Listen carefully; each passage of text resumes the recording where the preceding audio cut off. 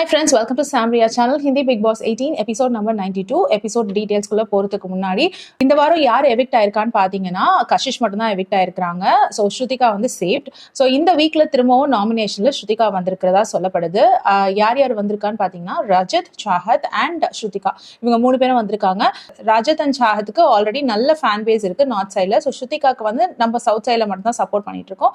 So நம்மளால முடிஞ்ச அளவுக்கு எவ்வளவு ஓட்ஸ் போட முடியுமோ போடலாம். அண்ட் ஓட்ஸ் போடுறதுக்கு ஜியோ சினிமா ஆப் டவுன்லோட் பண்ணிக்கோங்க. உங்க ஃபோன் நம்பர் கொடுத்து ரெஜிஸ்டர் பண்ணிக்கோங்க. அதுல பிக் பாஸ்ன்ற அந்த கேப்ஷனுக்குள்ள போயிட்டீங்கன்னா ஸ்க்ரால் டவுன் பண்ணிட்டே வந்தீங்கன்னா, அதாவது ஸ்க்ரால் டவுன் கீழே பண்ணிட்டே வரும்பொழுது ஓட், பிளே அண்ட் வின்னு ஒரு ஆப்ஷன் இருக்கும். அதுல பாத்தீங்கன்னா நம்மளுக்கு அந்த ஓட்டிங்கான ஆப்ஷன்ஸ் கொடுத்துருப்பாங்க. அதுல போய் நம்மளோட ஃபேவரட் கண்டஸ்டன்ட்டுக்கு ஓட் பண்ணலாம். ஸோ சண்டே எபிசோட்ல ஸ்டார்டிங்ல எடுத்தோன்னே சல்மான் கான் வர மாதிரி காட்டுறாங்க. விவியனை பூஸ்ட் பண்ற விதமா என்ன பண்றாங்க, காமியா பஞ்சாபி அப்படின்றவங்கள வெல்கம் பண்றாங்க. விவியனோட friend and ex contestant of big பாஸும் கூட. ஸோ அவங்க வந்துட்டு இப்போ விவியனுக்கு நிறைய டிப்ஸ் கொடுக்குறாங்க அண்ட் அவங்க விவியனை திட்டவும் செய்யறாங்க. உங்களோட கேம் வந்து எனக்கு ரொம்ப டிசப்பாயிண்டிங்கா இருக்கு.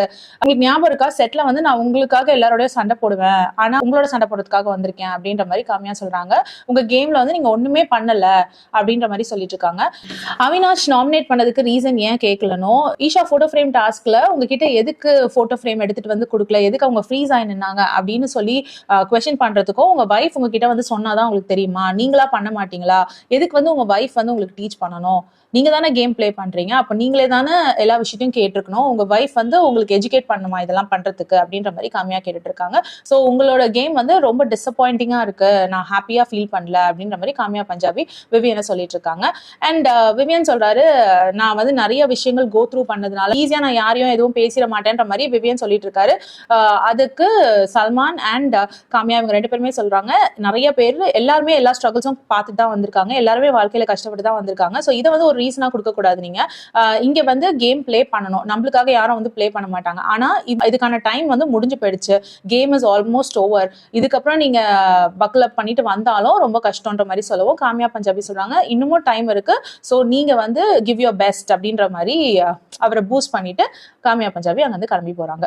சல்மான் கேட்கிறாரு, ரொம்ப கரெக்டா தான் காமியா பஞ்சாபி சொல்றாங்க, எனக்கு ஒரு குவெஸ்சனுக்கு மட்டும் ஆன்சர் பண்ணுங்க, அந்த கன்ஃபெஷன் ரூம்ல உங்களுக்கு ஒரு தடவை உங்க வைஃப் வந்து பேசிட்டு போனாங்களே, எதனா சேஞ்சஸ் கொண்டு வந்தீங்களான்ற மாதிரி கேட்கறாங்க. இல்ல சார், நான் பெருசா எந்த சேஞ்சஸும் கொண்டு வரலன்னு விவியன் சொல்றாரு. சரி, இப்போ ஃபேமிலி ரவுண்ட்ல வந்தப்போ உங்க வைஃப் என்ன சொன்னாங்க, அவங்களுக்கு ஏதாவது சேஞ்சஸ் தெரிஞ்சதுன்னு சொன்னாங்களா? இல்ல தெரியல, ஆனா என்ன உட்கார வச்சு எனக்கு இன்னும் கிளாரிட்டி கொடுத்தாங்க, அதுக்கப்புறம் எனக்கு நிறைய விஷயங்கள் புரிஞ்சுது அப்படின்ற மாதிரி விவியன் சொல்றாரு.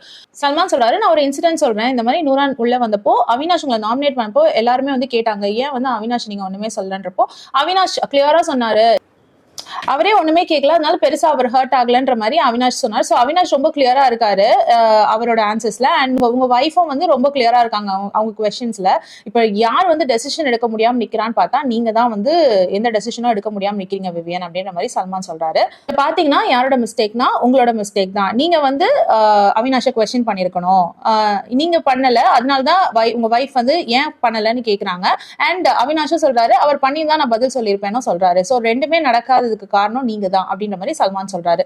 இப்ப விவேனை கேக்குறாங்க, கரண் உங்களுக்கு யாரு அப்படின்ற மாதிரி கேக்குறாங்க. கரண் வந்து எனக்கு எனிமி தான் அண்ட் அவர் ரொம்ப மாத்தி மாத்தி பேசுறாரு. சோ எப்பவுமே அவருக்கு எனிமி தான், அவர் வந்து நம்ப முடியாது, சோ நம்ப முடியாத ஒரு பர்சன் நான் ஃப்ரெண்டா வச்சுக்க மாட்டேன்னு சொல்றாரு. சோ கரண் கிட்ட போய் கேக்குறாரு சல்மான் கான், விவியன் உங்களுக்கு யாருன்னு சொல்லிட்டு.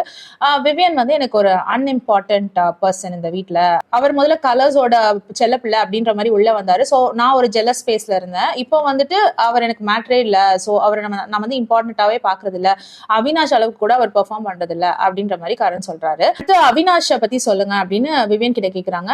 அவினாஷோட வந்து எனக்கு சில கருத்து வேறுபாடுகள் இருக்கு அப்படின்னு சொல்லிட்டு இருக்கும் பொழுது சல்மான் கான் சொல்றாரு, தப்புனா தப்புன்னு சொல்லுங்க, ரைட்னா ரைட்னு சொல்லுங்கன்னு. உடனே விவியன் சொல்றாரு, தப்பு வந்து ஏன் மேலதான், நான் குவெஸ்சன் பண்ணிருக்கணும், நான் குவெஸ்சன் கேட்டிருந்தா மேபி எனக்கு ஆன்சர்ஸ் கிடைச்சிருக்கும் அப்படின்ற மாதிரி அவர் சொல்றாரு. சல்மான் என்ன சொல்றாரு, நீங்க ஒரு ஃபாலோவரா இருக்காதீங்க, லீடரா இருங்க, நீங்க வந்து ஒரு ஹீரோ தானே, சோ ஹீரோ மாதிரி இருங்க அப்படின்னு சொல்லிட்டு சல்மான் கானும் விவியனை நல்லா பூஸ்ட் பண்றாரு. விவியன் ஃபால் ஆனாலும் ரைஸ் ஆனாலும் அவருக்கு ஃபீட்பேக் கொடுக்க அவங்க வைஃப் அனுப்புறாங்க. பத்தாவதுக்கு சல்மான் கான் நிறைய டிப்ஸ் தராரு. பாவம் ஸ்ருதிகாக்கு இந்த மாதிரி ஒரு நிலைமை வரும்பொழுதோ இல்ல மற்ற கண்டஸ்டன்ட்டுக்கு வரும்பொழுதோ அந்த மாதிரி எந்த ஒரு சப்போர்ட்டோ கிடைக்கிற மாதிரி தெரியல. ஏன்னாவே வந்து விவியன் கலர்ஸோட செல்லப்பிள்ளை தான், ஆனாலும் வந்து ரொம்ப அப்படியே ஆப்வியஸா தெரியற அளவுக்கு பண்றாங்க. எந்த கண்டஸ்டன்ஸ்க்கும் இந்த அளவுக்கு சப்போர்ட் கிடைக்கிறது இல்ல. இப்போ புதுசா என்னன்னா எந்த ஒரு பிரச்சனை வந்தாலும் அவருக்கு உடனே இமேஜ் கிளியர் பண்றாங்க, அவருக்காக உடனே ஒரு குறும்படம் போட்டு காட்டுறாங்க, அவருக்கு எதிராக பேசுறவங்களுக்கு வந்து புட் டவுன் பண்ற மாதிரி ஏதாவது ஒரு விஷயத்த பண்றாங்க. அவினாஷ்க்கு ஃபுல் சப்போர்ட் தந்துட்டு இருக்காங்க கலர்ஸ். சல்மான் இப்போ சாஹத் கிட்ட வராரு. மதுபாலா 2ன்ற சீரியல் வந்து எடுக்க போறாங்க, அதுல வந்து நீங்களும் விவியனும் தான் வந்து காஸ்ட் பண்ண போறீங்கன்னு சொல்றாங்க. ஓகே சார் தேங்க்யூன்றாங்க. ஆனா இன்னொரு ட்விஸ்ட் இருக்கு, அதுல அவினாஷும் நடிக்க போறாருன்னு ஒண்ணு. சாஹத் சொல்றாங்க அவினாஷ் இருக்காருன்னா நான் நடிக்க மாட்டேன், ஏன்னா எங்க அம்மா வந்து அவினாஷ் கூட நடிக்க கூடாதுன்னு சொல்லியிருக்காங்க அப்படின்னு சொல்றாங்க. சல்மான் கான் இப்ப சாஹத்தை பார்த்து கேட்கிறாரு, அவங்க அம்மா உள்ள வந்தப்போ ஒரு விஷயத்த பத்தி கேட்டாங்கல்ல, என்ன விஷயம்னு கேட்கவும் அந்த ஜெயிலுக்குள்ள வந்து அவினாஷ் மேல நான் தண்ணி ஊத்துனதும் அவினாஷ் என்னை பத்தி தப்பா பேசினதையும் கேட்டாங்க அப்படின்னு சொல்லவும் சல்மான் கேட்கிறாரு, அந்த விஷயம் முடிஞ்சு போச்சு, நீங்க 2 பேர் திரும்பவும் பேசி சாரி கேட்டு எல்லாமே ஓவர் ஆயிடுச்சுல, ஏன் முடிஞ்சு போன விஷயத்த திரும்பி ஸ்டார்ட் பண்ணாங்க அப்படின்ற மாதிரி கேக்குறாங்க. அதுக்கு சார்ஜ் சொல்றாங்க அவங்க மனசுல அது இருந்திருக்கு, அது கேட்கணும்னு தோணி இருக்கு, அவங்களோட ஃபீலிங்ஸ் அதை கொட்டிருக்காங்க அப்படின்ற மாதிரி சொல்றாங்க. வீட்டுக்குள்ள வந்தப்போ சாதோட அம்மா சொன்னாங்க, நீங்க அவங்க கிட்ட ஒரு விஷயம் கோட் பண்ணதா, எதுக்காக வந்து அவினாஷோட நீ பேச மாட்டேங்கிற, எதுக்கு உனக்கும் அவருக்கும் ரொம்ப ஆர்குமெண்ட் வருதுன்னு கேட்டப்போ நீங்க சொன்னதா சொல்றாங்க, அவர் வந்து எல்லா பொண்ணுங்களோடய ரொம்ப வலிஞ்சு பேசுவாரு, அதனாலதான் வந்துட்டு நான் அவர்கிட்ட அவ்வளோ வச்சுக்க மாட்டேன்ற மாதிரி நீங்க சொல்லியிருக்கீங்க அப்படின்னு உடனே அவங்க சாஹத் சொல்றாங்க எக்ஸாக்டா அந்த வேர்ட் சொல்லல, அவர் ரொம்ப சோஷியலா எல்லா பொண்ணுங்க கிட்டயும் பழகுவாரு, இங்கேயும் வீட்டுக்கு வந்த வைல்ட் கார்டு என்ட்ரிஸ் கூட எல்லாம் நல்லா பழகினார் இல்லையா, சோ ஜென்ரலா அப்படி சொல்லியிருக்கேனே தவிர எனக்கும் அவருக்கும் பாண்ட் வைப் ஒத்து போகாது அப்படின்னு தான் நான் எங்க அம்மா கிட்ட சொல்லியிருக்கேன் அப்படின்னு சாஹத் சொல்றாங்க. அதுக்கு அடுத்து உங்க அம்மா வந்து டிஃபமேஷன் கேஸ் போடுவேன், வெளியில வந்து கோர்ட் இருக்கு, வெளியில வந்து பாத்துக்கலாம், இப்படிலாம் விஷயங்கள் சொன்னாங்க இல்லையான்னு கேக்குறாங்க.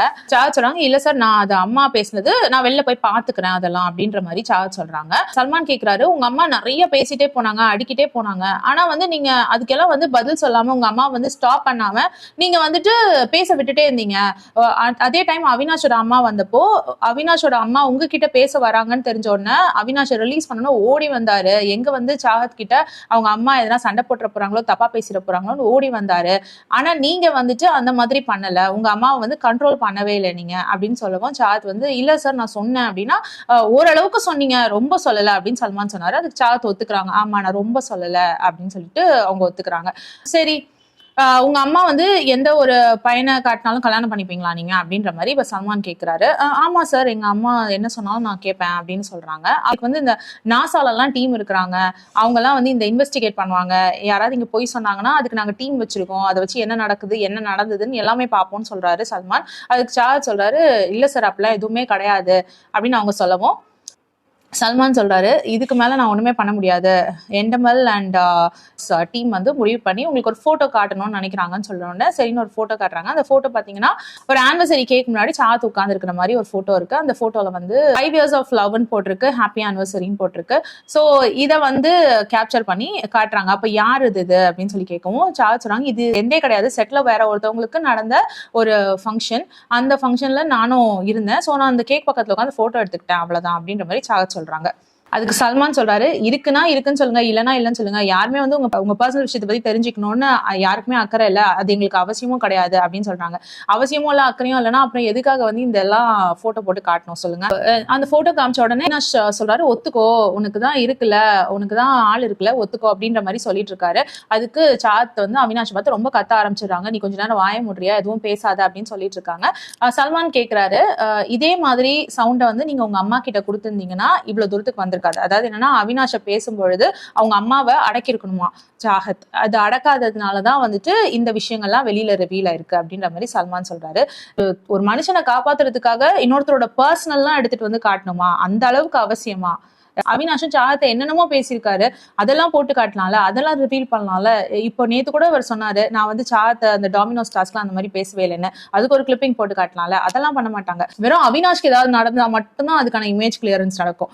அதாவது எல்லாரும் சொல்றாங்க கலர்ஸோட செல்லப்பிள்ளை வந்து விவியன்னு சொல்லிட்டு, ஆனா நடக்கிறதெல்லாம் பார்த்தா கலர்ஸோட செல்லப்பிள்ளை வந்து அவினாஷும் ஈஷா அப்படின்னு தான் தோணுது. சல்மான் வந்து ஓகே ஃபைன் அப்படின்னா நீங்க உங்க அம்மா சொல்ற பையனை கல்யாணம் பண்ணிக்கோங்க, பாய் பாய் அப்படின்ட்டு போயிடுறாரு.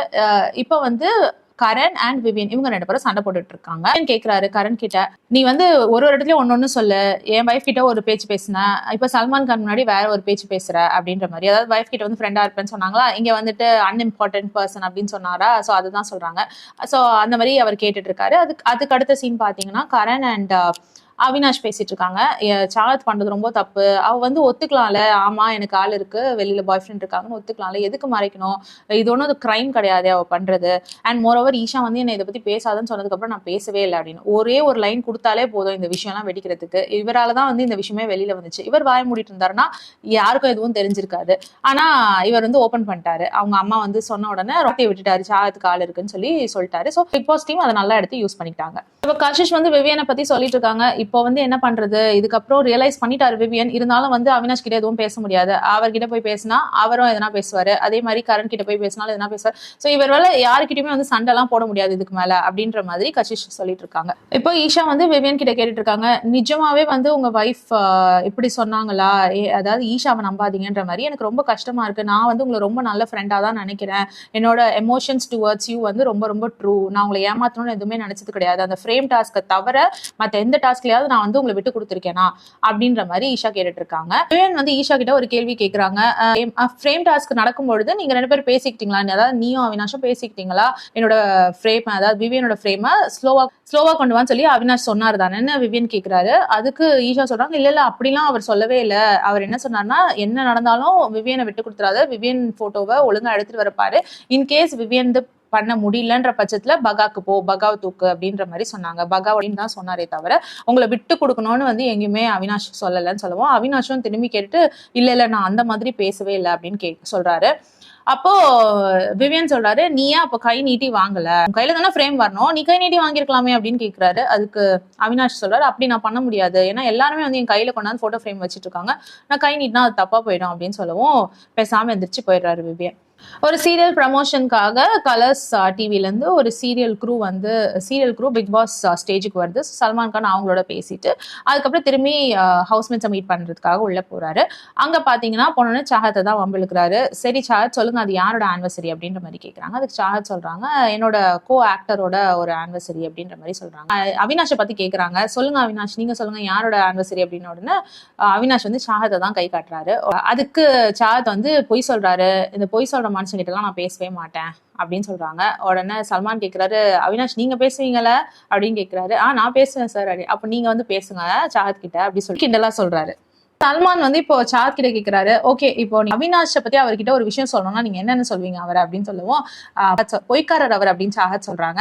அதுக்கு சல்மான் சொல்றாரு, இப்பதான் நீங்க பேச மாட்டீங்கன்னு சொன்னீங்க அப்படின்ட்டு பேசிட்டீங்களே, உங்க அம்மாக்கு இப்ப என்ன சொல்ல போறீங்க, தப்பு தானே நீங்க பண்ணது, அம்மா கிட்ட சாரி சொல்லுங்க அப்படின்னு உடனே மம்மி சாரி அப்படின்றாங்க. சோ எல்லாரும் சேர்ந்து சிரிக்கிறாங்க. இப்போ சல்மான் வந்து ஒரு டாஸ்க் கொடுக்குறாரு, எத்தனை பேர் வந்து அந்த ஹார்ஸ் மேல உட்கார்ந்து இருக்கீங்க, இன்னைக்கு வந்து புல் மேல உட்காருங்கன்னு சொல்லிட்டு இந்த டாஸ்க் எப்படின்னா சல்மான் ஒரு கொஸ்டின் கேட்பாரு, அதுக்கு ஹவுஸ்மேட்ஸ் எல்லாம் கிரீன் காமிச்சா அந்த புல் சுத்தாது, ஆனா ரெட் காமிச்சா அந்த புல் சுத்தம்.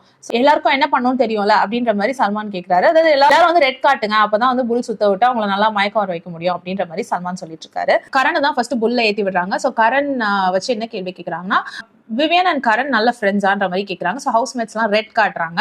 ரெட் காட்டினோன்னா புல் வந்து சுத்துது. என் கொஸ்டின் வந்து சும் அண்ட் கரண் இவங்க 2 பேரும் வெறும் ஃப்ரெண்ட்ஸ் தான் அப்படின்ற மாதிரி சொல்றாங்க. ஸோ நோன்னு எல்லாருமே வந்து ரெட் சிக்னல் காட்டுறாங்க, திரும்பவும் புல் சுத்துது. என்ன பியூட்டின்னு பாத்தீங்கன்னா சும் கூட நோ காட்டுறாங்க சேர்த்து. அவங்களும் வந்து சொல்றாங்க எஸ் இது வந்து வெறும் ஃப்ரெண்ட்ஷிப் கிடையாது அப்படின்ற மாதிரி. இதை முன்னாடியே ஸ்ருதிகா கிட்ட கிளியரா சொல்லியிருந்தா ஸ்ருதிகா உங்களுக்காக பேசி அசிங்கப்பட்டிருக்க மாட்டாங்கல்ல, தேவையில்லாம வந்து கெட்ட பேர் வந்துச்சுல, நான் வந்து இப்படிதான் கரணோட இருக்க போறேன், கரண் எனக்கு ரொம்ப பிடிக்கும் அப்படின்னு சொல்லியிருந்தா ஸ்ருதிகா தேவையில்லாம எங்க நம்ம ஃப்ரெண்டு பேர் டேமேஜ் ஆயிட போதும்னு உங்களுக்காக பேசியிருக்க மாட்டாங்கல்ல. நெக்ஸ்ட் கொஸ்டின் என்ன கேட்கிறாருன்னா சல்மான், கரண் அவினாஷ் ஜோடி அவினாஷ் விவியன் ஜோடியை விட பெட்டரான ஜோடியான்ற மாதிரி கேட்கறாங்க. அதுக்கு ஹவுஸ்மேட்ஸ் எல்லாம் நோ சொல்றாங்க. ஆனா சும் அண்ட் ஸ்ருதிகா மட்டும் எஸ்ன்னு காட்டுறாங்க.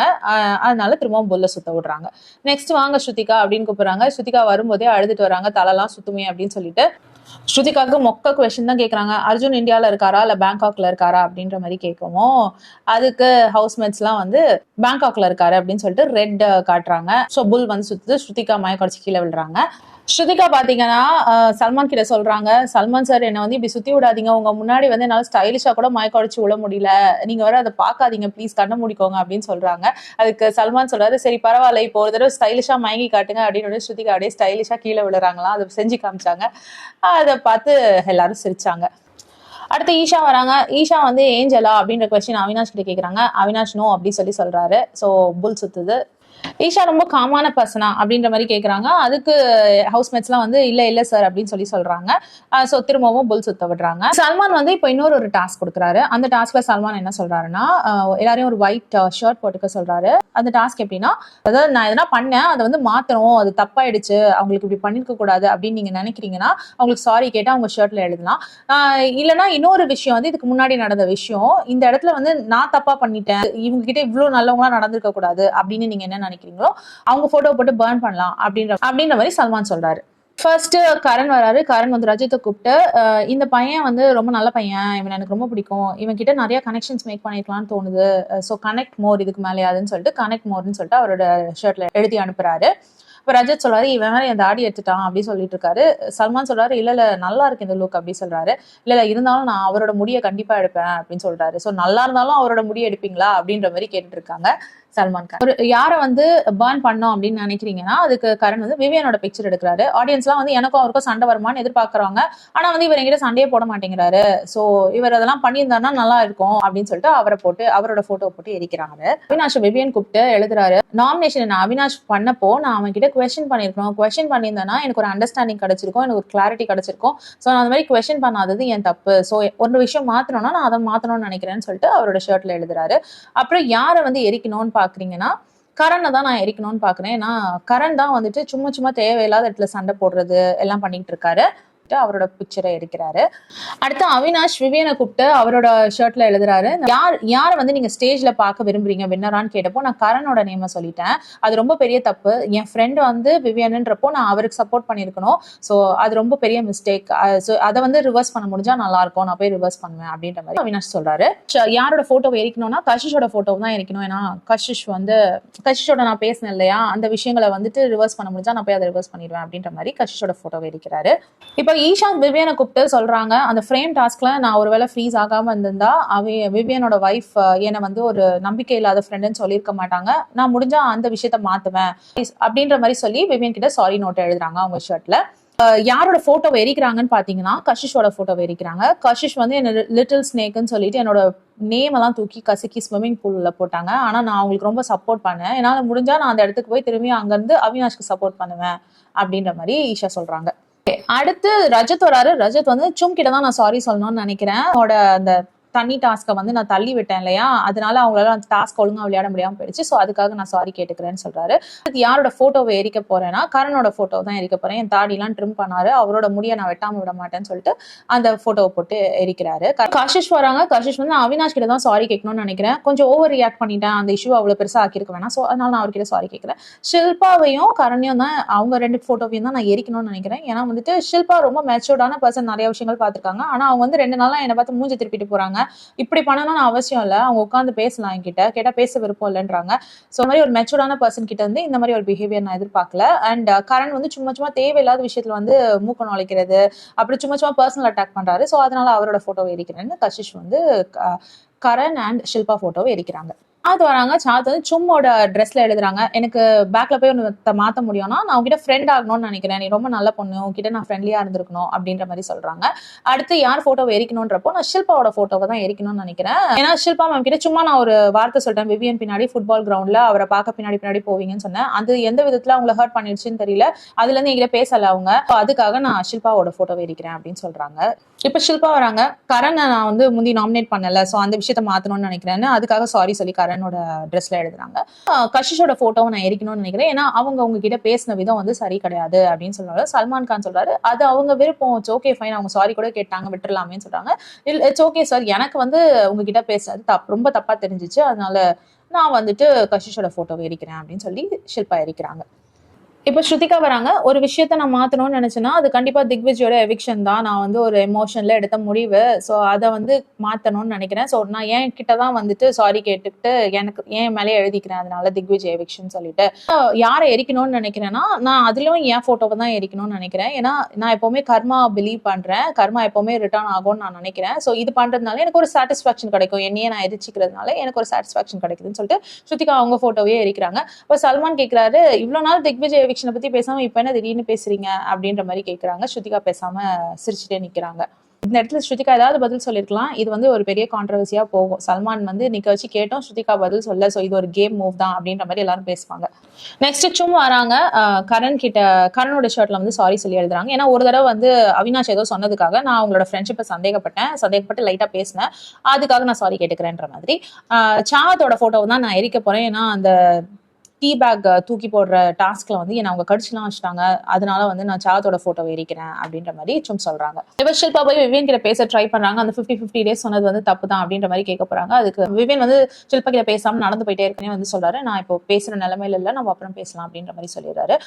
இப்போ அவினாஷா நீஷா பேசிட்டு இருக்காங்க. நீஷா வந்து சொல்லிட்டு இருக்காங்க, நீ இப்படியோ சாரி கேட்டுட்டல, இந்த மாதிரி கரனை தான் வின்னரா பார்ப்பேன், விவியனை வின்னரா பார்க்க மாட்டேன்னு சொன்ன அந்த வார்த்தைக்காக சாரி கேட்டல, இப்போ நீ போய் திரும்ப மாத்தலாம் முடியாது, அட்லீஸ்ட் நீ சொல்லிட்டல சாரின்ட்டு, இந்த விஷயம் வந்து அவர் மனசுல ஒர்க் ஆகும், அவர் வந்து நம்ம கிட்ட பேசுவாரு அப்படின்ற மாதிரி ஈஷா சொல்லிட்டு இருக்காங்க. இப்போ சாத் போயிட்டு விவியன் கிட்ட பேச ட்ரை பண்ணாங்க. விவியன் வந்து நான் பேசுற நிலைமையில இல்லைன்னு சொல்லுவோம். சாத் இல்லை, நான் ஒரு 2 விஷயம் மட்டும் சொல்லிட்டு போறேன். ஒருத்தரோட மனசு வந்து ரொம்ப கிளீனா இருந்தாதான் அவங்கள வந்து எமோஷனலா மேனிபுலேட் பண்ண முடியும் ஈஸியா.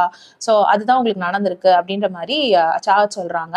அதாவது நீங்க ஒரு நல்ல மனசுக்காரர் அப்படின்ற மாதிரி சாத் சொல்லிட்டு இருக்காங்க. ஸோ எல்லாரும் வந்து உங்களை என்னென்னமோ சொல்றாங்கல்ல, அது மாதிரி நீங்க கிடையாது, நீங்க ஒரு நல்ல மனசுக்காரர் அப்படின்ற மாதிரி சாத் சொல்லிட்டு இருக்காங்க. அட்லீஸ்ட் நீங்க வந்து ரியலா இருக்கீங்க, ஃபேக் பண்ணாம இருக்கீங்க, அது வந்து மக்களுக்கு பிடிக்கும் அப்படின்ற மாதிரி சாத் சொல்லிட்டு இருக்காங்க. கிட்ட விவியன் சொல்லிட்டு இருக்காரு, விவியனுக்கு சைட் கேக் வந்து அவினாஷ்னு சொன்ன நாள்ல இருந்து தான் பாத்தீங்கன்னா அவினாஷ் கிட்ட நிறைய சேஞ்சஸ் நான் பார்க்க ஆரம்பிச்சேன்.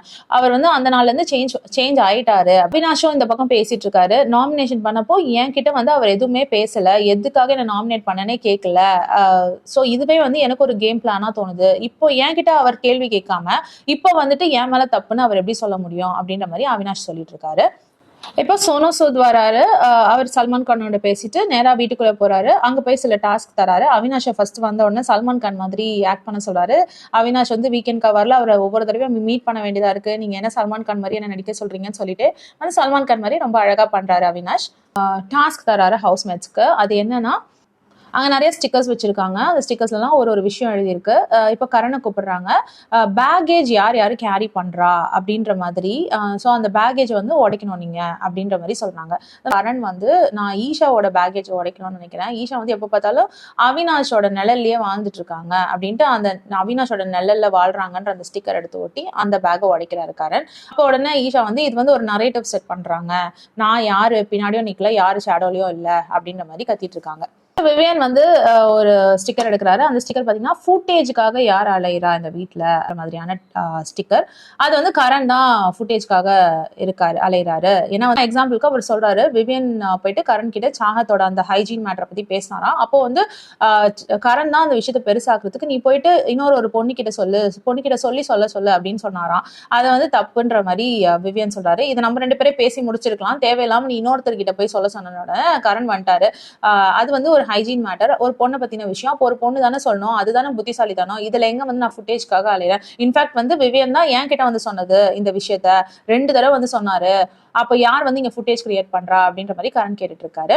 விவியன் வந்து இல்ல அவர் வந்து என்கிட்ட பேசி முடிச்சிருக்கலாம், தேவையில்லாம அந்த விஷயத்த பெருசாக்குனது வந்து கரண் தான் அப்படின்னு சொல்லுவோம். அவினாஷும் சொல்றாரு, இப்ப கூட நீங்க வந்து பெருசாக்கிட்டு தான் இருக்கீங்க, ஒரு விஷயத்த டிராக் பண்ணிட்டு இருக்கீங்கன்னு சொல்லுவோம்.